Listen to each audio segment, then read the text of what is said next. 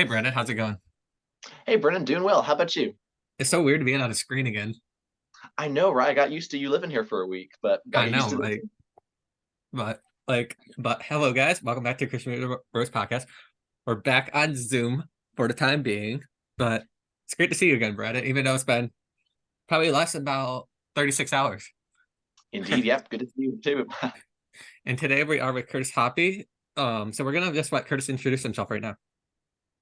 Hey, what's up? I'm Kurtis Hoppie. I make honestly, you think of the genre, and I pretty much make that style of music. I am like super ADHD with my music, so I get bored quickly. So Mhm. if I try to make the same style forever, I'll fail and I'll get bored. So what I like to say is I make music from the heart in the way that I feel like God's wanted me to make it. And that's always a good thing. Follow your heart and follow God, and He'll guide you the right way. Amen. Amen. Let's just start diving in right away. Can you tell us a little bit about your music background? How did you get started in music? My brother made rap. So my brother started rapping when he was in ninth grade, and I sang in choir growing up at like my elementary. And my mom thought I was good at singing, so she like got me into boys chorus of Southern Nevada, which was like a boys choir in Las Vegas. And that kind of spawned a little bit of an interest in music for me. And then my brother was a rapper, and I was like his biggest fan, but I didn't ever really want to rap Mhm. because at that time I was like, there's one Eminem and it's not me, but I support you, you know? So it Mhm. really took me finding my purpose, my actual purpose in what I'm doing in order to actually feel pushed to make music. That's really cool. And is your brother Roy Tosh? I'm kidding. You're always hanging out with Roy Tosh, it seems like, with something. That's so So, funny. That's funny. No, that's my buddy. He's a good dude. Brandon, you want to add off anything? Yeah, so I was going through your Spotify list again, listening to so many of your songs, which I'm a huge fan. I've loved your music since 2021. And I love, especially like you said, how many different styles you put into it. You have like some that are alternative rock sounding, some with more of a lo-fi feel, some full out electro or trap. Like I love that. So how does that like all work with music? How have you like your passion into that with so many different music styles? What fuels that? What goes into that? What's it like putting songs together with so many different styles and genres, but yet the still the message you bring? Yeah, like I said, for me, it's kind of first off, I get bored of. I'll find a style and be like, "Yo, this is it. This is the one I'm gonna do." And then the next day, I'm like, "But I like this," you Yeah. know. And Yeah. it kind of starts with a little bit of my background growing up. I grew up in Las Vegas. I My mom would listen to classic rock, so I started off lots of classic rock and R&B, and then Mhm. then our R&B station turned into a rap station. Um, and also, I didn't grow up a Christian. My family wasn't a Christian family. My religion was basically running track and field and cross country, and it was like 5 days a week. That's what I did. And I just was at first into like a classic rock, R&B, Mhm. rap, and then I just went through some hard seasons of my life. I lost my dad when I was 4, so and my mom never remarried, and I didn't really understand how important it was having a mom. I mean, a dad in your life. Um, but um, but now I can look back and see the effects that it had and how it affected me in a lot of these areas of my life. But so my freshman year of high school, I got pretty heavily bullied, and it was hard. It was the hardest year of my life, and I came to a place where I was like, okay, I'm done with these people. I'm changing everything about me. So like I stopped listening to any of the music I was listening to. I started listening to like a little more like hardcore type music and like just stuff that was I felt a little bit more with how I was feeling. So it was Mhm. getting a little more angry, but I was still kind of like a happy. I've always been kind of a positive person in general. I try to be. Um, but at this point I'm dealing with, depression and I'm dealing with these things that are, coming after me. So I'm going that and then the next year I'm listening to this music and I'm listening to like pop punk, hanging with my friends, and then I started kind of getting bullied in that group too. And I was like, man, these guys are horrible too. So then my music got even darker, and I got into like heavy metal and like really dark music. And all my friends became like these people who we all loved each other, but we hated everyone else in the world. And like, we just didn't want to be around anyone. Mhm. And that led into the lifestyle that comes with it. We're all hurting, so we're trying to drown out the pain. So we're always getting drunk or using drugs or partying. And like, that was just the friends that I had. And that's like how I got into like kind of like this large spectrum of music. And I got into, EDM and all the things, going to a rave or these types of things. I just went through all these seasons of pretty much what it came down to is trying to find myself and trying to find peace. And that's kind of like where a lot of my music styles come from. And I went through the beginning of my life was really hard, but I feel like God was really preparing me for what he wanted me to do. Like receiving hate doesn't feel the same when you've learned the reason people are hateful is usually because they're hurting. Mhm. Right? So it's not me that they hate, right? It's something within themselves, or it's the fact that I believe in Jesus, or, they just need to lash out at someone because of their own pain. And when I've realized that, it doesn't make me feel so attacked. It makes me like, man, I wish these people knew the love of God like I've been able to find, you Mhm. know? Um, So yeah, that's kind of where my music style spawned from is just all these seasons of trying to find myself and finding like music in itself is beautiful. People relate to music. People go to run to music and listen to music to help them through their hard times. And although I wouldn't go back and listen to death metal in order to help me through a hard time at this point in my life, it was something that I used that kind of helped me. I mean, obviously didn't necessarily actually help me, but it's just something. So I know there's people out there who are in all these different places and they're looking for peace. So I understand that.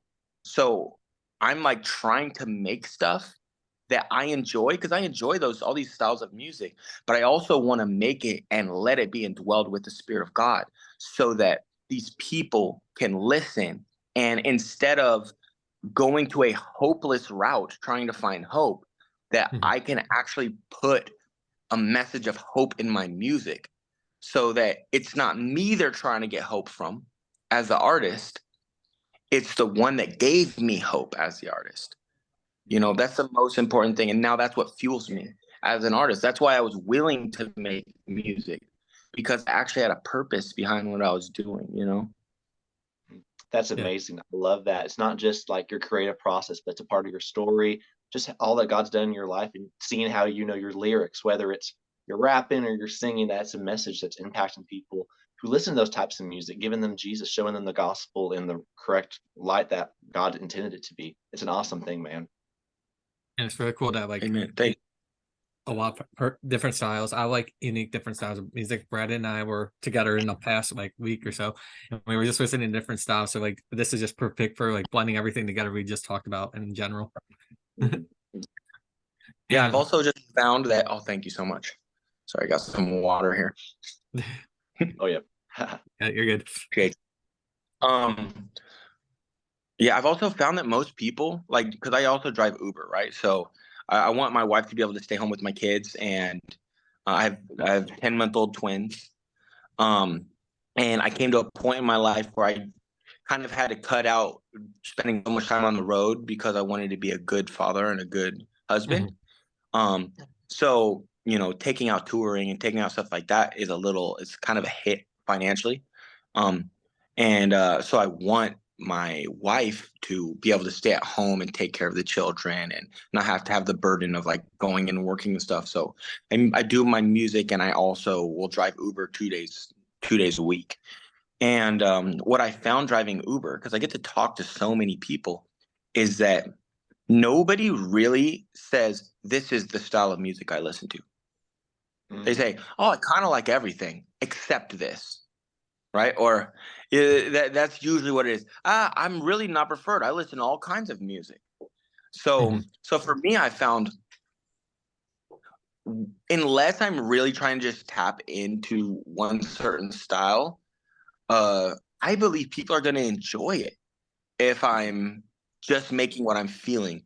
It is a little harder to like, I guess, like pinpoint your audience sometimes, because somebody who likes hard rap might not be a big fan of Rooftops or something, like, Mhm. because they're like, wait, hold on, I signed up for Strangers. I didn't sign up for vegan burgers, like Yeah. like when they're listening to the music. But my prayer is that as I keep going, people just start to realize, like, oh, this is the type of artist he is. He just makes music from the heart in the way that God, uh that he feels like God wants him to make it at that moment. And I love that about him, you know. Mhm. And so I just keep doing it. Love that, man.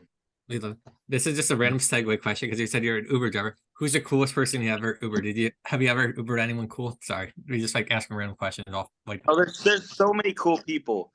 People are cool in general, honestly. I mean, it's a little entertaining at times because I am, mostly driving Mhm. Friday and Saturday night. So I'm picking up college students, I'm picking up partiers, I'm picking up people who are drunk, I'm picking up people at their highest and their lowest, right? So I get opportunities to pour into a lot of people and speak life into a lot of people. And people are generally, most people are cool. Mhm. You know, the thing is, they're all just looking for like hope in some sort of way, you know? Mm. So, I mean, I can't like pinpoint a specific person, but you just get certain people who just have like a special joy about them. Or there was a lady I picked up, and we were driving home, and well, I was driving her back home, and she started talking about something, and I was like, oh yeah, I used to be like a big weed smoker. I don't smoke anymore. And she goes, oh really? She's like, what, do you drink now? It's like, I don't really drink now either. She's like, well, what do you do? Like, nothing. I kind of honestly, like, I found peace being sober. And she's like, oh my gosh, how? She's like, I've been smoking weed since I was 12 years old. The longest I've ever gone without smoking weed is a month. And I was like, it might not be the answer you're looking for, but I found my faith in Jesus and all those things that I've been trying to fill in my heart by smoking weed, and he filled it. And then she was like, but how do you stop? Like, it's so hard to stop. Like, I get the cold sweats. I'm not hungry. And I said, and I just told her, I was like, I just started praying to God and locked myself in a room and said, I'm not gonna go buy any pot. I'm not gonna go do these things. You have to fight through it for a moment. And once you fight through it and you overcome it, not to mention now you have the power of God if you're actually, leaning into Jesus. Mhm. It's hard to do it on your own. But he'll take you through it. And it was crazy because I got to like lead her to Jesus right there. And like, man, it's such a blessing. It's humbling, right? As an artist to be like, all right, here I go. I'm gonna go drive Uber, but like the way God uses it is beautiful. I think even if I was making $100,000 a month doing music, I would probably Uber one day a week. Mm. That's very cool. And I know some people like just around here, people use Ubers and then they get stories of it and that motivates them to write songs. So maybe that. Yeah, yeah, yeah. The song, yeah. I wrote a song on my album. I'm putting out an album this year. I have 13 songs finished, getting ready to come out, and I have a song that's kind of about um going to college and not really going there for any specific reason, and coming to the realization that I was in college basically to work for someone else's dream. Like, I was like, even if I make it through college, what I'm working for isn't my dream. Mhm. It's like a dream that somebody else worked towards building, and now I'm working for them. And like at that moment, I decided, everyone in college don't do this. I was like, I want to go after what I want to do in life, you know, and I'm not going to spend 3 more years here working towards being unhappy, you know? So I left college and I just went all in for my music because I believed in the music. I knew even if I graduated, that's what I'd be doing. So, and then, oh yeah, and what happened, what brings it back to the Uber ride was I Uber these college kids. I'm in Boise and I'm in this college town.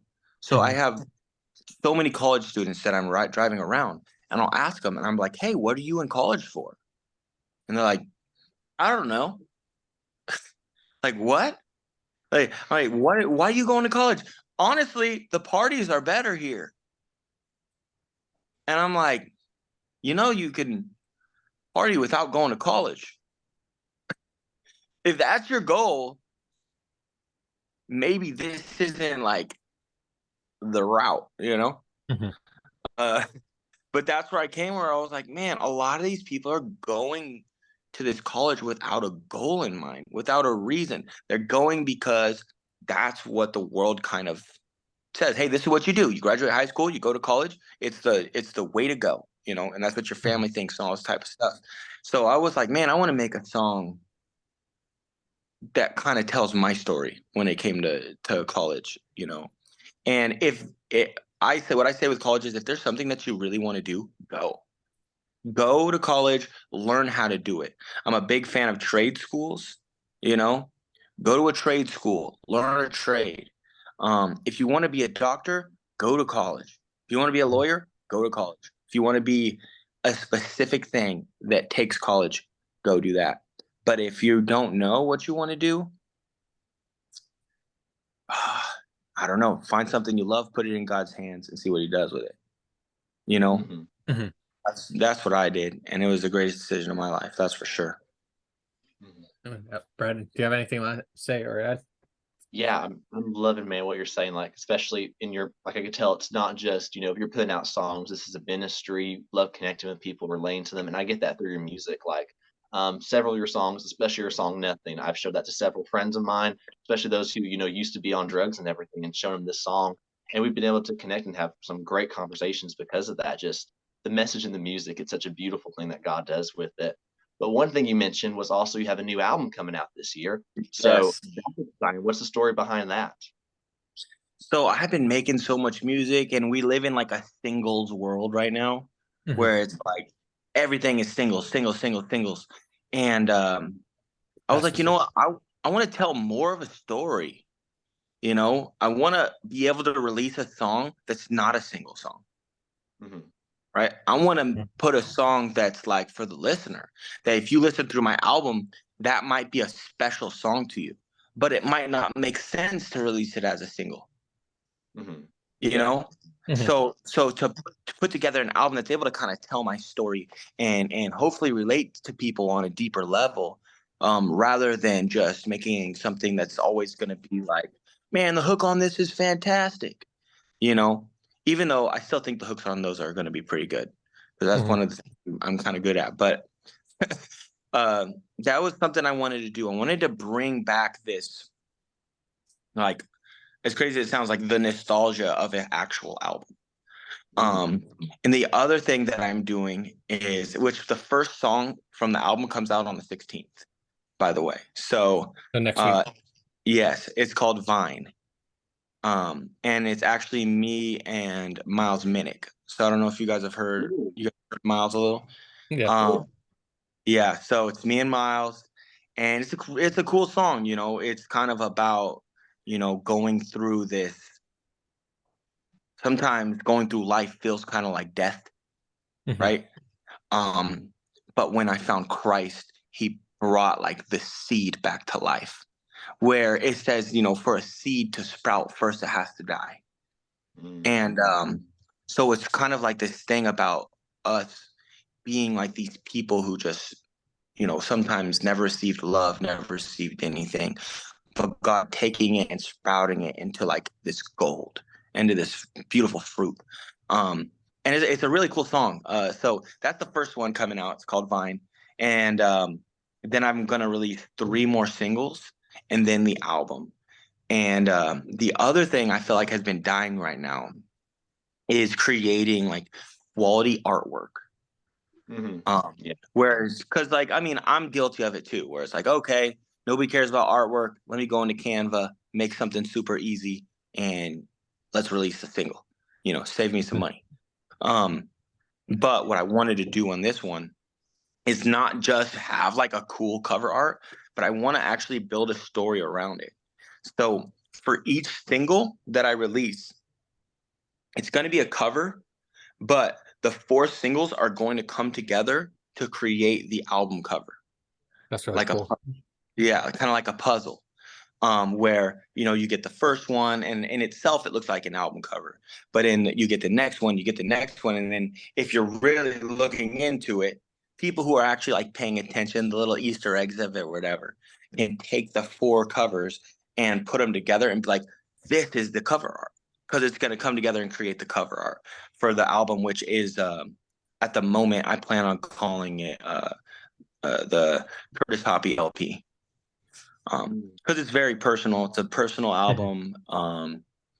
It's something I think I want to be like a staple that people can go listen to. Like, let me hear his heart, And it's got so many different, it's a journey in itself, just like how I have different styles of music. Anybody who listens through is going to be like, wow, it's just like it's like it just goes through all these different like genres in itself. Well, hopefully what I believe is, because I listen to it and I think it does this very well, or it doesn't feel like it's being forced into different genres, where they all like blend together. And it's like, oh, wow, that actually oddly worked well, So yeah, I'm hoping to drop my album in May. Hoping. I would say at the latest June. Awesome. Okay, for those who are listening, follow Kurtis Hoppie. Oh, Hoppie. Apologies. On Spotify, Facebook, Instagram, all the things, and get ready for that album. I'm personally excited for it. We're definitely looking forward to that. And we just Thank you. And we just have a few extra minutes, so we like to give our guest star or guest artist star, whatever you want to call you yourself, the floor to speak about anything you want. So you have a couple minutes to discuss anything you want to bring up, or anything you want to bring up, you can discuss now. This is a random question. Where did your last name Burke come from? I honestly haven't researched it much, to be honest with you. I'm going to be honest, dude. It's just my normal last name. It's like my dad's dad and everything. So like, I honestly haven't researched much farther. My mom's maiden name is Burks. So Burks. Yeah. So yeah, I come from a Burks family myself. But okay, if I'm gonna add something to people, so to anyone, man, like I think one thing we often do is we try so hard and want to reach the world, but we forget that God's doing something where we live. So my recommendation to anyone is to spend more time trying to be a part of what God's doing in your community, to unify your community, to start an uprising where you live, and then watch and then do other things that could reach the world, right? Because I can go and spend hundreds of dollars to try and be at a concert in this place or that place. But if we're trying to force doors open that God didn't open for us, we'll probably find ourselves unhappy, broke, and no further than we ever were. So I recommend that as Christians, as the body, whether you're an artist, whether you're a wife, a husband, a business owner, something, find something that you feel like God is doing in your community and connect to it. and help it and be a part of it and pray for it and fight for it. And if there's nobody doing anything in your community that you're passionate about, start it and pray for laborers. Mm-hmm. Pray for laborers. Because the harvest is plentiful, but the workers are few. We're in Idaho right now, and Idaho is not known for rap. Idaho is not known for any of these things. But right now, I'm watching as there's an uprising. There's like stuff happening because me and my buddies and the movement and everything out here, we're like, you know what? I think God wants to use us here. I think God wants to use us here. I believe that there's an uprising here. There's hundreds of thousands of people here who need Jesus. So why don't we find a way to do it here? And right now we don't have any major headliners other than me and my buddies, and we got a concert coming up tomorrow that is, who knows how many people are going to be there, but like I'll just say that we're above and beyond what we even expected on like pre-sale tickets and stuff like that, you know.